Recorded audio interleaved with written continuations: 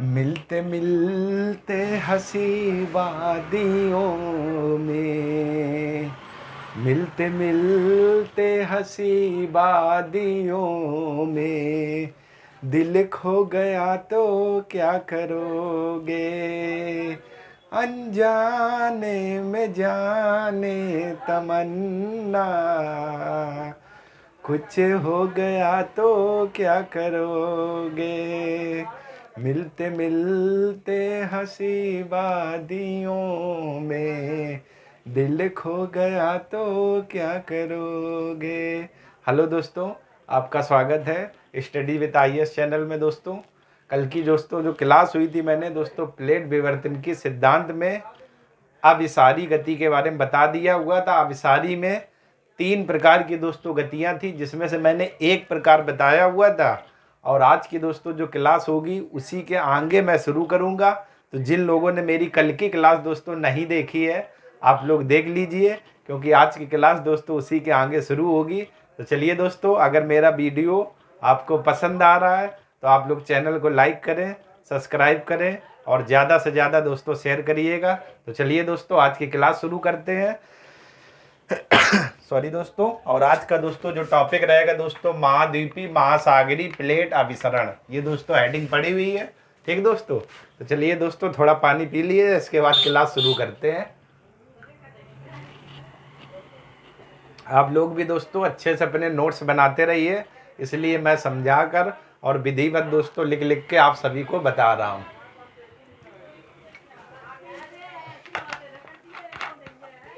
चलिए दोस्तों, अब दोस्तों हम लोग आज की क्लास शुरू करते हैं। सबसे पहले दोस्तों दो यहाँ पर हम लोग गति बनाते हैं। ये प्लेटों में कौन कौन सी गतियाँ हैं, इनको लेकर दोस्तों हम लोग बनाते हैं जरा। ये ठीक है दोस्तों। एक दोस्तों आपकी रहेगी कुछ इस तरीके से प्लेट, ये इस तरीके से दोस्तों, ठीक है ना, उसी सिद्धांत के अनुसार जो मैंने कल बनाई हुई थी। और एक दोस्तों आपकी प्लेट कुछ इस तरीके से रहेगी, एक ये प्लेट, ठीक है दोस्तों। इसके बाद ये दोस्तों जो आप देख रहे हैं, ये वाली प्लेट, ये जो ऐसे झुकी हुई मुड़ी हुई है, ये दोस्तों आपकी है। इस प्लेट की दोस्तों अगर बात करें तो ये वाली प्लेट आपकी है महासागरी प्लेट। यहाँ पर लिख देते हैं दोस्तों, महासागरी प्लेट। ये दोस्तों आपकी कौन सी है, महासागरी प्लेट। और ये दोस्तों कैसी प्लेट है, भारी प्लेट है, ये भारी, ठीक है दोस्तों। महासागरी प्लेट और कैसी प्लेट है, भारी। और ये दोस्तों जो आपकी प्लेट है, ये दोस्तों है महाद्वीपीय प्लेट, महाद्वीपीय प्लेट। ये आपकी दोस्तों कौन सी है, महाद्वीपीय प्लेट। ये दोस्तों क्या है, हल्की प्लेट है, ठीक है ना दोस्तों।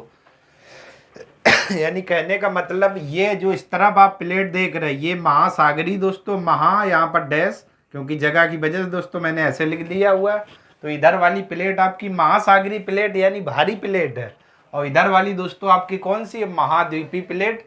तो होगा दोस्तों क्या, जो भारी प्लेट है दोस्तों, ये नीचे छेपित हो जाएगी, यानी कि नीचे ये चली जाएगी भारी प्लेट, ठीक है ना दोस्तों। यानी भारी प्लेट नीचे छेपित हो जाती है, जिससे होगा क्या दोस्तों, यहाँ पर गर्त का दोस्तों निर्माण होगा।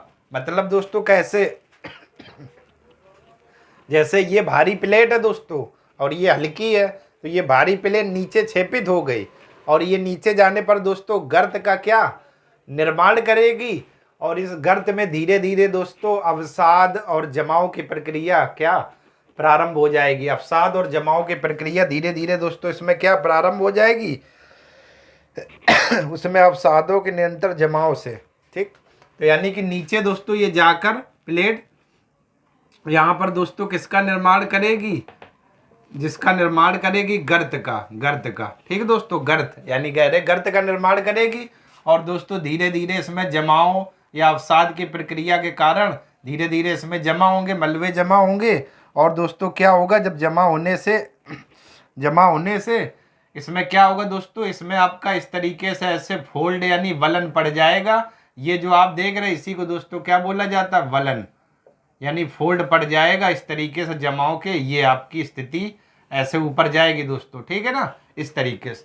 तो इसमें वलन यानी फोल्ड पड़ जाएंगे और जिससे दोस्तों बलित मोड़दार पर्वतों का निर्माण होगा। बलित मोड़दार पर्वत जैसे रॉकी और कॉमा क्या दोस्तों, एंडीज। ये दोस्तों आपके पर्वतों का क्या निर्माण होगा, रॉकी और एंडीज। ठीक, मतलब दोस्तों जो महासागरीय प्लेट है दोस्तों ये भारी है और ये नीचे छेपित हो जाएगी। नीचे छेपित होने से दोस्तों ये गहरे गर्त का निर्माण करेगी और गहरे गर्त में दोस्तों धीरे धीरे अवसाद मलबे जब जमा होते चले जाएंगे दोस्तों, तो ये जो हल्की प्लेट है इसमें जब ऊपर जोड़ नीचे ऐसे जमा होते चले जा रहे हैं तो दोस्तों इस पर जोर पड़ेगा और जोर से दोस्तों हो गया क्या, इसमें ऐसे वलन की प्रक्रिया बन जाएगी, यानी वलन हो जाएगा, इस तरीके से फोल्ड हो जाएंगे और इससे जिन पर्वतों का निर्माण होगा उसे दोस्तों हम लोग क्या बोलते हैं, रॉकी या एंडीज पर्वत कहते हैं। रॉकी या एंडीज पर्वत कहते हैं। तो ये दोस्तों महासागरीय प्लेट भारी, महाद्वीपीय प्लेट क्या हल्की है। ठीक है दोस्तों, अब इसी दोस्तों थ्योरी को हम लोग लिख लेते हैं, जरा देखते हैं क्या थ्योरी है। तो महासागरीय प्लेट दोस्तों यहाँ पर लिखते हैं, महासागरीय प्लेट महासागरीय प्लेट अधिक भारी होने के कारण महासागरीय प्लेट अधिक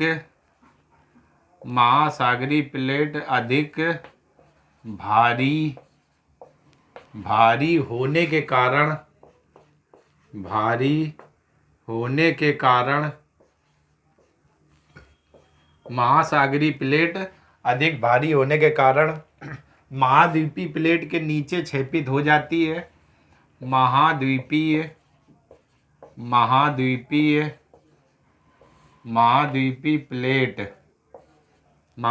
प्लेट के नीचे छेपित हो जाती है, ठीक है ना दोस्तों। मतलब दोस्तों महासागरीय प्लेट भारी है और महाद्वीपीय प्लेट क्या हल्की है। तो ये महासागरीय जो प्लेट है ये महाद्वीपीय प्लेट के क्या नीचे छेपित हो जाती है और इसके बाद गहरे गर्तों का निर्माण करती है, जिससे दोस्तों प्लेट में वलन की प्रक्रिया प्रारंभ होती है और वलन से ही दोस्तों वलित पर्वतों का क्या होता है, निर्माण होता है। जैसे रॉकी हुआ, एंडीज वलित पर्वत, रॉकी या एंडीज वलित पर्वत, रॉकी या एंडीज वलित पर्वत दोस्तों। ठीक है ना दोस्तों बस मैं अभी शुरू कर रहा हूँ दोस्तों। ये देखिए इंक खत्म हो गई तो बस दोस्तों मैं वही काम कर रहा हूँ, ठीक है ना। आप लोग सोच रहे हो कि सर जी कहाँ रुक गए, कहीं नहीं दोस्तों, अब इसके आगे मैं शुरू करता हूँ। आप लोगों ने इतनी ये चीज़ समझ ली दोस्तों। इसके बाद देखिए दोस्तों आगे हम लोग शुरू करते हैं, क्या है प्रोसेस।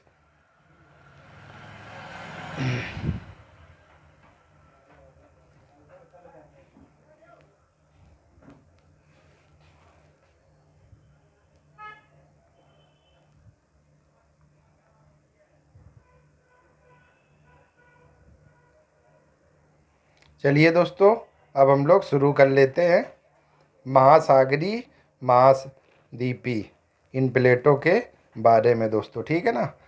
तो छेपित हो जाती है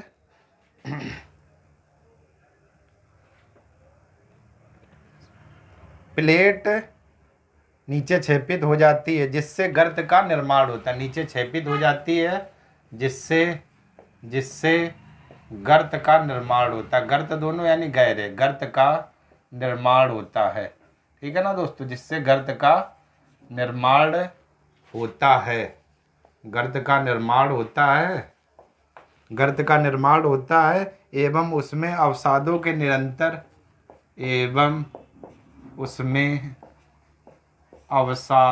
निरंतर अवसाद दोस्तों वही कंकड़ पत्थर, उन्हीं की बात हो रही है। अवसादों के निरंतर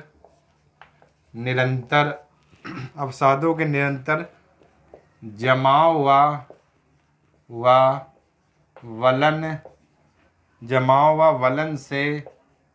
वलन से मोड़दार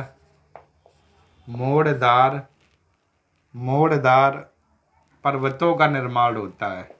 मोड़दार पर्वतों का निर्माण होता है दोस्तों।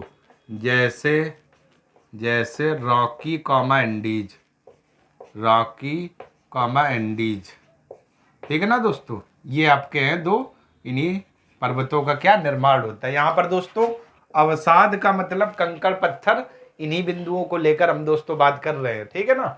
तो इस कारण से दोस्तों यहाँ पर मोड़दार पर्वतों का निर्माण होता है। मोड़दार मतलब इस तरीके से फोल्डिंग। और ये आपके दोस्तों कौन से, जैसे में बात की जाए तो रॉकी और एंडीज पर्वतों का क्या निर्माण होता है, रॉकी और एंडीज पर्वतों का निर्माण होता है। इसी में दोस्तों अगले पॉइंट की बात करें, जैसे जैसे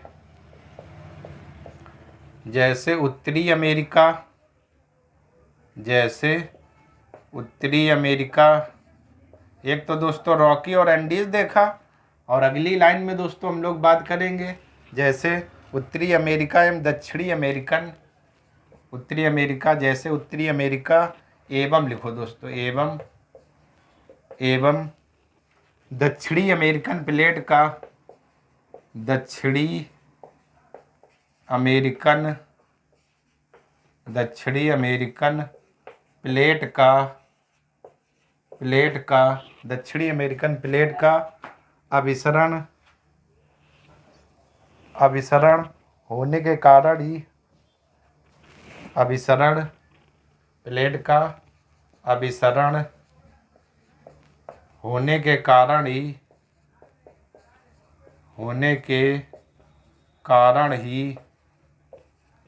ही रॉकी एंडीज तथा भूकंप ज्वालामुखी क्षेत्र का विकास हुआ। होने के कारण ही रॉकी कॉमा एंडीज पर्वत,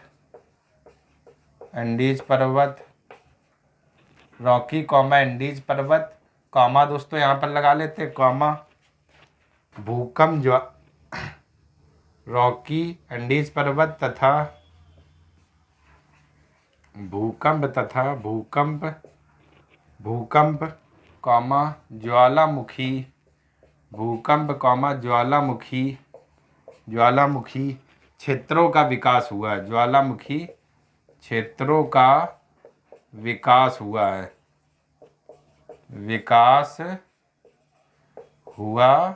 है। अब दोस्तों जरा इस चीज को समझते हैं, ठीक है ना। जैसे दोस्तों यहाँ तक तो क्लियर था। दूसरी लाइन है उत्तरी अमेरिका एवं दक्षिणी अमेरिका। उत्तरी अमेरिका और दक्षिणी अमेरिका जब प्लेटों में अभिसरण होता है, यानी कि दोनों ये जब पास आती हैं, तो आपके रॉकी पर्वत व एंडीज पर्वत, इनका तो निर्माण होता है दोस्तों, और साथ में भूकंप और ज्वालामुखी के क्षेत्रों का भी क्या विकास होता है दोस्तों। और ये दोस्तों आप किन प्लेटों की बात हो रही, महाद्वीपीय और महासागरीय प्लेटों को लेकर के। और ये दोस्तों मैंने चित्र बना दिया हुआ था, और ये जो मैंने आपको समझाया था वही लैंग्वेज लिख दी हुई दोस्तों, ठीक है ना।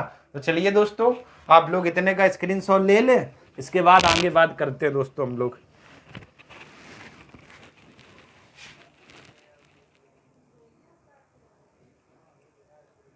स्क्रीनशॉट दोस्तों आप लोग ले लो, इसके बाद हम लोग आगे बात करते हैं।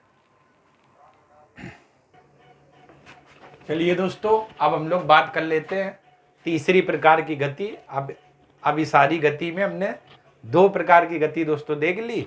अब हम लोग दोस्तों तीसरी प्रकार की गति की बात करते हैं, वो दोस्तों क्या, महासागरीय और सागरीय प्लेट। ठीक, तो दोस्तों मैंने चित्र बनाया हुआ, ये अधिक घनत्व वाली प्लेट है, ठीक, और ये दोस्तों कम घनत्व वाली प्लेट है, ठीक है ना दोस्तों। तो यानी अधिक घनत्व वाली प्लेट जब नीचे क्षेपित होती है दोस्तों, ठीक, नीचे जाती है, तो दोस्तों जब ये दो सागरी और सागरी प्लेट है, ठीक है ना, यानी जब दो सागरी और सागरी प्लेट आपस में दोस्तों पास आती हैं, तो कम घनत्व वाली जो प्लेट है दोस्तों, इस प्लेट में दोस्तों एक आकृति का निर्माण होता है। इस तरीके से द्वीप की तरीके से बनती है चाप, ऐसी आकृति, जैसे दोस्तों हम लोग चाप नहीं मारते हैं इस कम घनत्व वाली प्लेट पर, उसी चाप को दोस्तों हम लोग क्या बोलते हैं, द्वीपी चाप। और द्वीपी चाप और दोस्तों यहीं से क्या भूकंप और ज्वालामुखी की क्रिया क्या उत्पन्न होती है, ठीक है दोस्तों। यानी सागरी और सागरी प्लेट दोस्तों जब इस तरीके से पास में ऐसे आएंगी, ठीक है ना, तो जो कम घनत्व वाली प्लेट है दोस्तों, इस कम घनत्व वाली प्लेट में एक द्वीपी चाप की आकृति का निर्माण होता है दोस्तों, ये द्वीपी चाप इस तरीके से आकृति बन जाती जिसे द्वीपी चाप कहते हैं। और यहीं पर दोस्तों क्या भूकंप हुआ, ज्वालामुखी की क्रिया क्या संपन्न होती है, मतलब सागरी और सागरी प्लेट के अभिसरण से। ठीक दोस्तों, तो चलिए दोस्तों इसी की थ्योरी को दोस्तों हम लोग लिख लेते हैं जरा, क्या था तो देखते हैं दोस्तों। जब दो सागरी प्लेटों में अभिसरण होता है, जब दो सागरी प्लेटों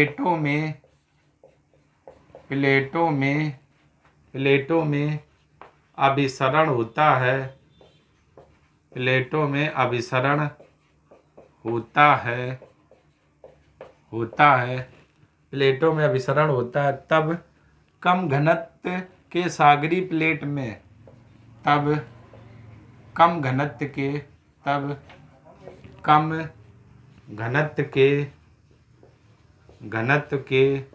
सागरी प्लेट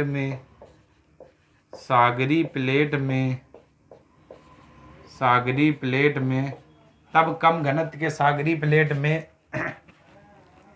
वलन की प्रक्रिया से, सागरी प्लेट में वलन की प्रक्रिया से, वलन मतलब दोस्तों फोल्डिंग होना यानी फोल्ड करना, वलन की प्रक्रिया से द्वीपी चाप का निर्माण होता है, द्वीपीय चाप का निर्माण होता है,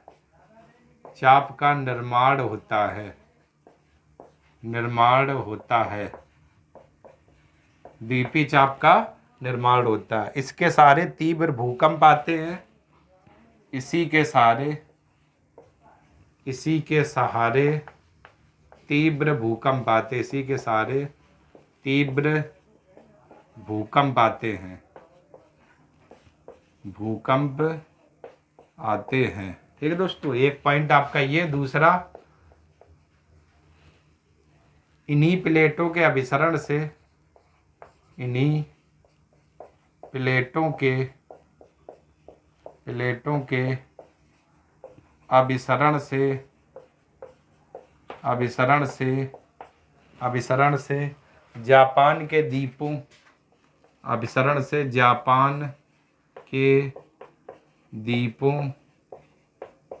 जापान के द्वीप यानी कौन कौन से दोस्तों, होक्काइडो,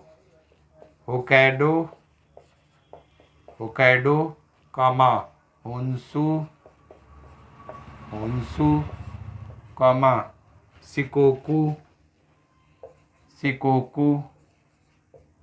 शिकोकू और क्यूशू द्वीपों का निर्माण हुआ है।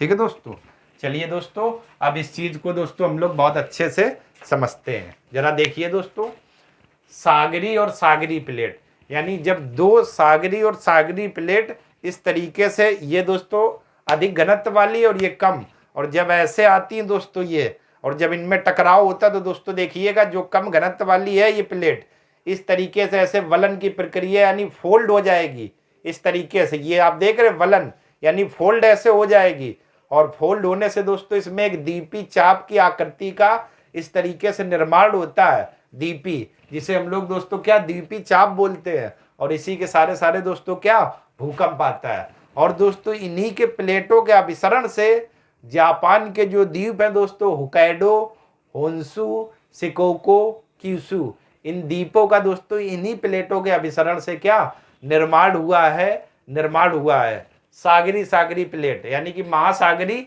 और सागरी प्लेटों के अभिसरण से दोस्तों जो जापान के द्वीप हैं होक्काइडो, होन्शु, शिकोकू और क्यूशू, इन्हीं द्वीपों का दोस्तों क्या निर्माण हुआ है दोस्तों। ठीक है ना दोस्तों, तो ये दोस्तों अभिसारी जो प्लेट थी, एक आप लोगों ने अभिसारी देखी और इसमें 3 प्रकार की गतियां होती थी अभिसारी प्लेट में, और मैंने दोस्तों तीनों प्रकार की गतियों को देख लिया हुआ। ठीक दोस्तों, तो चलिए आप लोग जरा इतने का दोस्तों स्क्रीनशॉट ले लिए, इसके बाद में आगे बात करते हैं। चलिए दोस्तों अब हम लोग बात करते हैं प्लेट नंबर 2 यानी अपसारी गति। दोस्तों अविसारी गति में दोनों प्लेटें पास आती थी और अपसारी गति में दोस्तों दोनों प्लेटें दूर जाएंगी दोस्तों, ठीक है ना। तो वही दोस्तों हेडिंग पड़ी हुई है अपसारी गति। और ये दोस्तों देखिए 2 प्लेटें बनी हुई, एक की दिशा इस तरफ है यानी एक प्लेट इधर जा रही और एक की दिशा दोस्तों इस तरफ है इधर जा रही, और बीच में दोस्तों जरा देखिए दरार आ जाती है। एक प्लेट जब इधर जा रही एक प्लेट इधर, दरार दोस्तों कैसे, जैसे कोई कागज हो, कागज एक तरफ कोई और खींचे एक तरफ और खींचिए तो बीच में दोस्तों वो क्या फट जाएगा यानी दरार आ जाएगी, ठीक है ना। कागज की स्थिति को लेकर के दोनों तरफ आप खींचिए, एक तरफ इधर से एक तरफ उधर से, तो बीच में कागज में दोस्तों दरार ऐसी आ जाएगी, ठीक है ना। वही है यानी कि एक प्लेट इधर जा रही है और एक प्लेट इधर जा रही है और बीच में दरार आ रही, तो मैंने दरार और ये आकृति देखिए दोस्तों, ये कटक, मतलब इन दोनों प्लेटों या अपसारी प्लेटों की गति से कटक का निर्माण होता है। कटक जिसे किसे कहते हैं, जैसे दोस्तों ये आपका समुद्र है, ये दोस्तों इस तरीके से समुद्र, तो समुद्र में दोस्तों आपको कुछ ऐसे निकरी या उठी हुई आकृति ऐसे दिखाई देगी समुद्र में, टीला टाइम में ऐसे आकृति, इसी को दोस्तों हम लोग क्या बोलते हैं, कटक कहते हैं, कटक कहते हैं। और कटक का निर्माण दोस्तों अपसारी प्लेटों की गति से होता है, अपसारी प्लेटों की गति से होता है, ठीक है दोस्तों। ये है आपका, चलिए इसमें कुछ हम लोग थ्योरी लिख लेते हैं, जरा देखते हैं। पृथ्वी के आंतरिक भाग में, यहाँ से दोस्तों जरा देखते हैं, पृथ्वी के आंतरिक भाग में, पृथ्वी के आंतरिक भाग में संवहन तरंगों की उत्पत्ति के कारण, संवहन तरंगों की उत्पत्ति के कारण,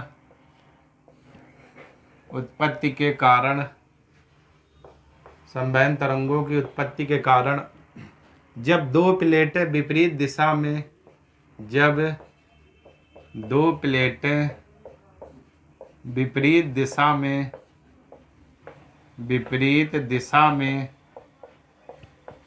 दिशा में गतिशील होती हैं,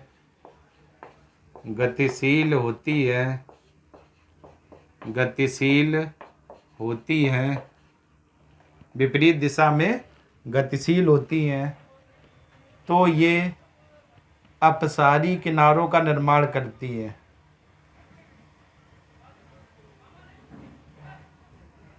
तो ये अपसारी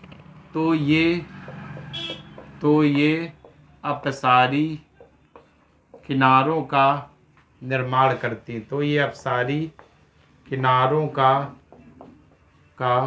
निर्माण करती हैं,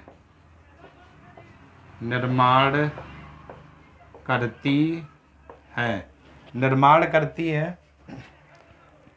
इन सीमाओं के मध्य बनी, इन सीमाओं के मध्य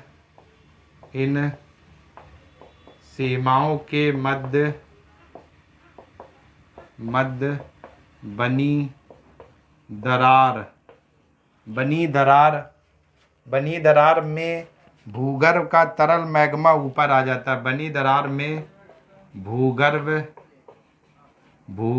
का तरल मैग्मा ऊपर आ जाता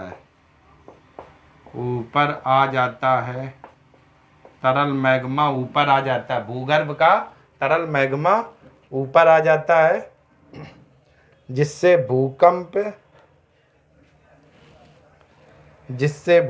विखंडन, भ्रंशन, सागर नितल का निर्माण, जिससे भूकंप, भ्रंशन और कटक जैसी क्रियाएं घटित होती हैं, जिससे भूकंप, कटक, भ्रंशन आदि क्रियाएं घटित होती हैं, आदि क्रियाएं घटित होती हैं, आदि क्रियाएं घटित होती हैं। दरारों से मैग्मा बाहर आ जाने से बेसाल्ट निर्मित, दरारों से मैग्मा बाहर आ जाने से, दरारों से मैग्मा बाहर आ जाने से, आ जाने से बेसाल्ट चट्टानों का निर्माण होता है, निर्माण होता है, निर्माण होता है। ठीक है दोस्तों। अब जरा दोस्तों ये जो मैंने लैंग्वेज लिखी इसे बहुत अच्छे से हम लोग समझते हैं। देखिए जरा दोस्तों, यहाँ पर नीचे जो आपकी हैं ये तरंगे जो रहती हैं दोस्तों, ये आपकी समवयन तरंगे रहती हैं, यानी पृथ्वी के अंदर समवयन तरंगे। ठीक है ना, ये आपकी। अब दोस्तों होता क्या है, जरा आप लोग दोस्तों गौर से देखिए होता क्या है। जैसे ये मार्कर है दोस्तों, अगर कोई व्यक्ति इधर से खींचे, इधर से इसे पेपर समझ के या कागज समझ के, तो बीच में दोस्तों दरार आ जाएगी। अब नीचे दोस्तों क्या है, समवयन तरंगों की उत्पत्ति हुई है, और ये प्लेटें दोस्तों ऐसे थी, ऐसे थी, पहले ऐसे थी और फिर ये ऐसे गई, तो बीच में दरार आ गई और नीचे दोस्तों समवयन जो तरंगे हैं ये जोड़ कर रही। तो भूगर्भ यानी पृथ्वी के अंदर जो गर्म होता है उसे मैग्मा कहते हैं, और जब वह पृथ्वी के बाहर आ जाता है तो उसे लावा कहते हैं। तो पृथ्वी के अंदर जो आपका मैग्मा जो गर्म होता है दोस्तों, वो धीरे धीरे उन्हीं दरार में, जो ये दरार पड़ी थी, इन्हीं दरार में दोस्तों ये मैग्मा आ जाता है, और इस दरार से दोस्तों किसका, कटक का निर्माण होता है, भ्रंशन की क्रिया होती है दोस्तों, यहाँ पर लिखा हुआ था। और क्या दोस्तों, भूकंप आते हैं, भूकंप आते हैं दोस्तों। और भूकंप आने, अब यहाँ दरार से जब दोस्तों क्या हुआ, मैग्मा आपका इधर से ऐसे बाहर आ गया, मैग्मा, मैग्मा गर्म मैग्मा, और जब दोस्तों ये आएगा तो ये धरती पर दोस्तों क्या, पृथ्वी पर वहीं क्या जम जाता है। ठीक है ना, गर्म बाहर आ गया तो ये जम जाता है, जिस कारण से दोस्तों किस चट्टानों का निर्माण होता है, बेसाल्ट चट्टानों का, बेसाल्ट चट्टानों का दोस्तों निर्माण होता है। फिर दोस्तों जरा देख लीजिए, जैसे दोस्तों आप लोग अच्छे से समझने का प्रयत्न करिए दोस्तों, 1 मिनट जैसे मैं लेकर आता हूं आपको समझाता हूं।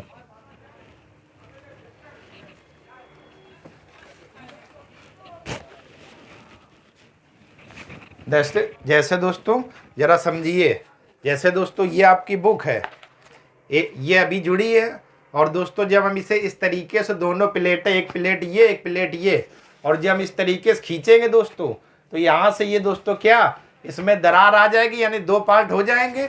अब दरार आ जाने से नीचे दोस्तों ये समवयनी तरंगों की उत्पत्ति चल रही। तो अब दोस्तों पृथ्वी के अंदर जो गर्म मैग्मा भरा हुआ है, इसी दरार में दोस्तों ये क्या आ जाएगा, और इसी दरार में जब आ जाएगा तो एक इस तरीके से आकृति आपको बनी मिलेगी, जिसे हम लोग कटक कहते हैं। और ये आकृति दोस्तों सागरों में आपको देखने को मिलेगी, यानी पानी के ऊपर हल्की इस तरीके से उठी हुई आकृति आपको मिलेगी, उसी को दोस्तों क्या, कटक कहते हैं। और इसी दरार के दोस्तों सारे भ्रंशन और भूकंप की क्रिया होती है, भ्रंशन और भूकंप की क्या क्रिया होती है दोस्तों। ठीक है ना, इसी दरार के सारे भ्रंशन और भूकंप की क्रिया होती है। ठीक है दोस्तों, तो चलिए दोस्तों आप लोग इतने का स्क्रीनशॉट ले लीजिए। इसके बाद आखिरी एक प्लेट और बची हुई दोस्तों, उस पर भी हम लोग बात कर लेते हैं।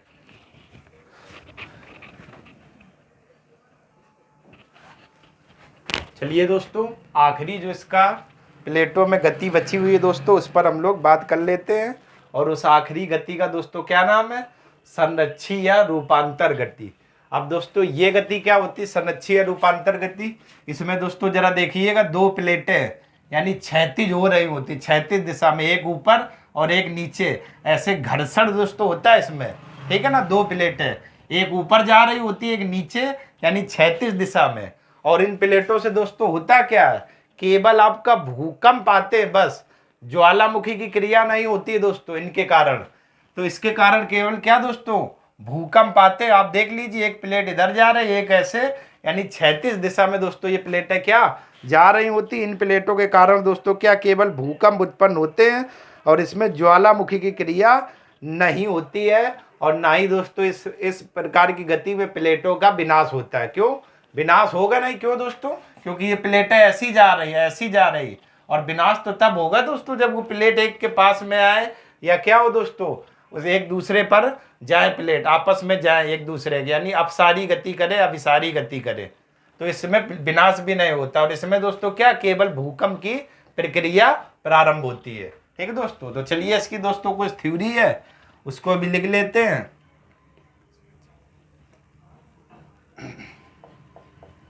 इसमें दोनों प्लेटें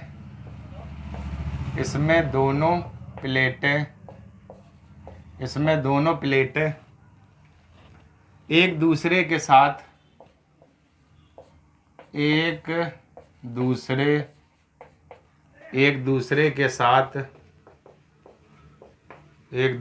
साथ क्षैतिज दिशा में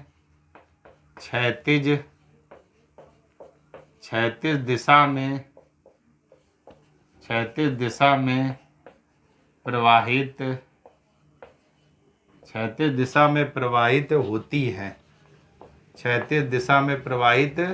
होती हैं।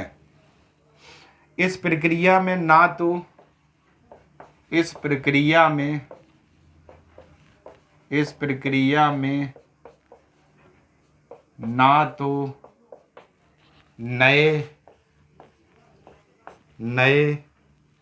तो नए क्रस्ट का निर्माण होता है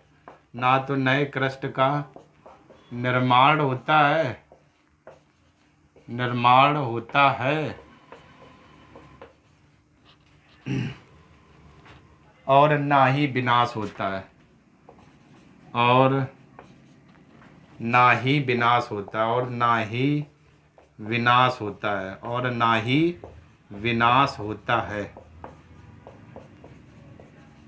और ना ही विनाश होता है। प्लेटों के घर्षण के कारण प्लेटों के रगड़ दोस्तों खा जाती, ऊपर नीचे ऐसे जा रही ना इस तरीके से, तो यानी घर्षण वही हो जाएगा। प्लेटों के घर्षण के कारण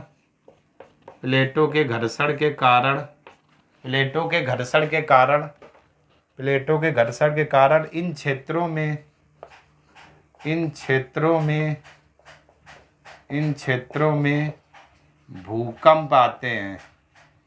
इन क्षेत्रों में भूकंप उत्पन्न होते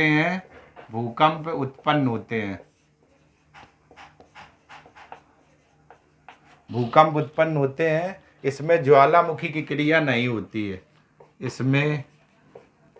इसमें ज्वालामुखी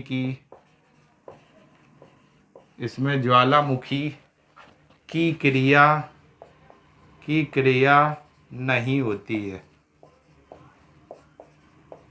ठीक है दोस्तों, क्यों? क्योंकि जब प्लेटों का विनाश ही नहीं हुआ तो ज्वालामुखी कहाँ से बन जाएगा भाई? ज्वालामुखी तो तब होगा जब प्लेट का विनाश हो और पृथ्वी के अंदर से दोस्तों गर्म मैग्मा बाहर आए। इसमें तो क्या, प्लेटों में घर्षण हो रहा, तो इस घर्षण के कारण हमें भूकंप तो देखने को मिल सकते हैं, लेकिन ज्वालामुखी की क्रिया दोस्तों इसमें नहीं होती है। ठीक है ना?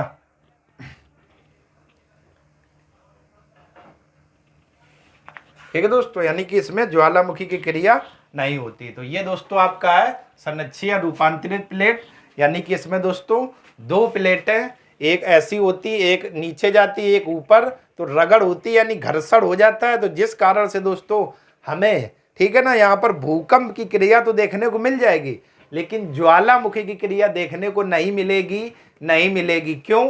क्योंकि जब इनमें किन्हीं प्लेटों का विनाश ही नहीं हुआ, और जब विनाश नहीं होगा तो दोस्तों जब प्लेट अंदर नहीं जाएगी तो पिघलेगी नहीं, जब पिघलेगी नहीं तो गर्म मैग्मा बाहर नहीं निकलेगा, और जब बाहर नहीं निकलेगा तो ज्वालामुखी क्रिया बनेगी नहीं। क्योंकि ज्वालामुखी क्रिया में तो आप दोस्तों देखते होंगे आग ऐसी निकलती गरम ना, तो इस कारण से इस प्लेटों में क्या दोस्तों ज्वालामुखी क्रिया नहीं होती है, लेकिन घर्षण के कारण दोस्तों हमें क्या, भूकंप देखने को मिल सकते हैं। ठीक है दोस्तों, तो ये दोस्तों प्लेट विवर्तनीय सिद्धांत में मैंने आपको तीनों गति बता दिए हुई। ठीक दोस्तों, तो पहले तो आप लोग स्क्रीनशॉट ले लीजिए इतने का दोस्तों